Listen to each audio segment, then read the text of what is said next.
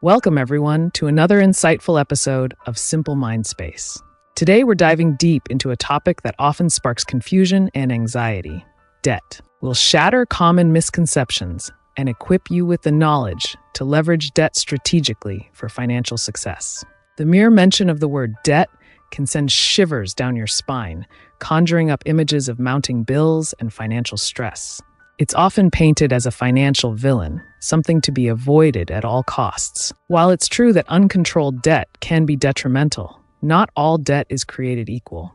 There's a powerful distinction between good debt and bad debt, and understanding this difference is crucial for building wealth and achieving your financial goals. Let's start by addressing the elephant in the room: the negative connotations associated with debt. Our traditional education system often instills a deep-seated fear of debt, portraying it as something to be avoided entirely. While this advice might seem well-intentioned, it fails to acknowledge the strategic use of debt as a tool for financial growth.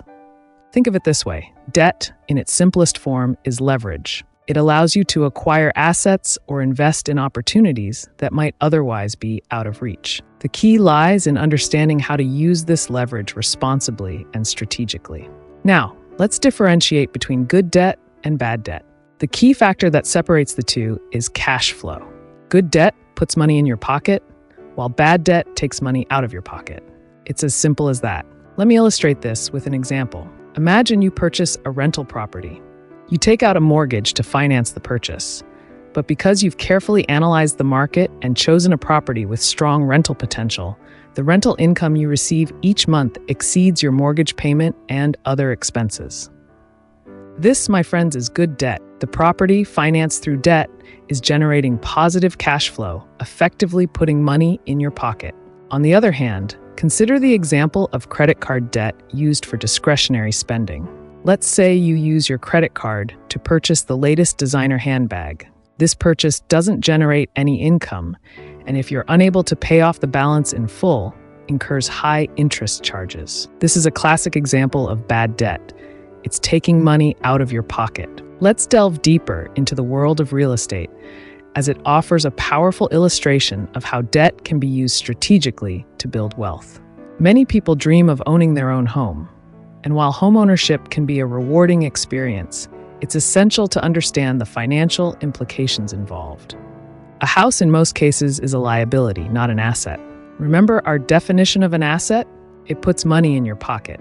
A house, even if it's fully paid off, incurs ongoing expenses like property taxes, insurance, maintenance, and potential repairs. These expenses result in a consistent outflow of cash, making it a liability. However, don't let this discourage you from investing in real estate.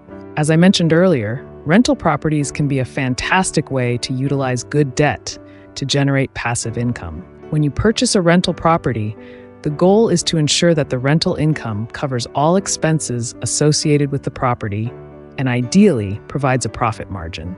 The debt you incur through a mortgage is considered good debt because it's being used to acquire an asset that generates positive cash flow. Of course, investing in real estate, like any investment, carries inherent risks. It's essential to conduct thorough market research, carefully select properties with strong rental potential, and manage your properties effectively to mitigate these risks. Another example of good debt is debt used for business purposes. Let's say you're an entrepreneur with a brilliant business idea. You need capital to get your business off the ground, to purchase equipment, invest in marketing, or hire employees. Taking out a business loan in this scenario can be considered good debt, as long as your business plan is solid and you're confident in your ability to generate enough revenue to cover your loan payments and other expenses while still turning a profit. It's important to note that the type of asset you acquire or invest in isn't the sole determining factor in classifying debt as good or bad. A house can be an asset for a real estate investor, but a liability for a homeowner.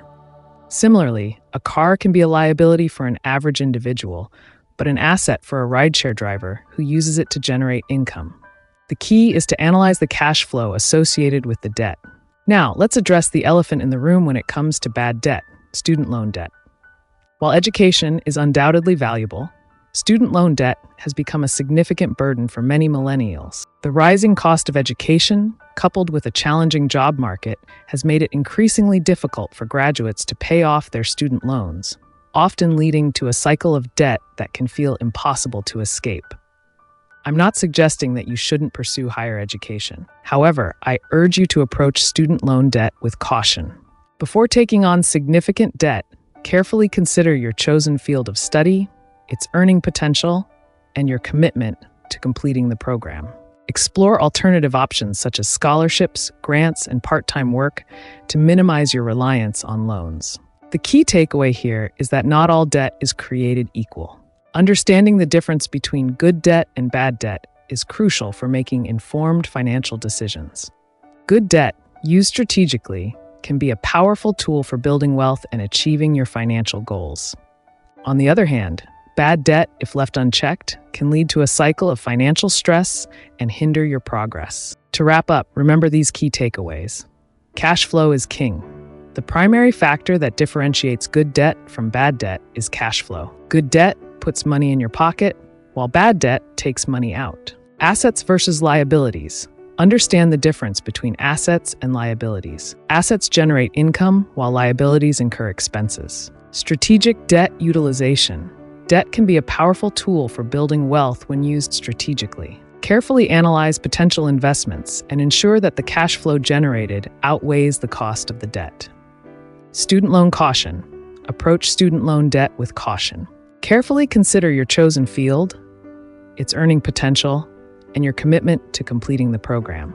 Explore alternative financing options whenever possible. As you navigate the complex world of personal finance, remember that knowledge is power. By understanding the nuances of debt and making informed financial decisions, you can pave your path toward financial freedom and achieve your financial dreams. That's all for today's episode of Millennial Money. I hope you found this deep dive into the world of debt insightful and empowering. Remember, debt doesn't have to be a scary word. By understanding the difference between good debt and bad debt and utilizing debt strategically, you can harness its power to create a brighter financial future. If you enjoyed this episode and found the information valuable, please show your support by liking, subscribing, and sharing this podcast with your friends and family. Until next time, stay informed, stay empowered, and keep striving for financial success.